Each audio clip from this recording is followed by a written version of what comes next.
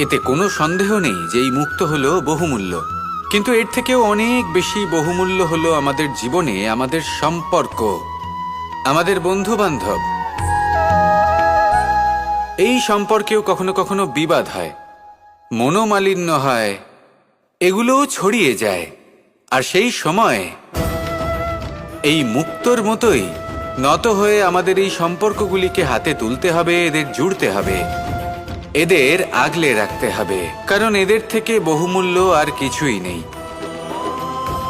আর যদি এই কাজটা আপনি শিখে নিতে পারেন, তাহলে আপনার জীবনের এই সম্পর্ক, এই বন্ধুত্ব সবসময় আপনাকে বল প্রদান করবে, আনন্দ প্রদান করবে, আর এই মন সুপ্রসন্ন হয়ে বলবে রাধা রাধা।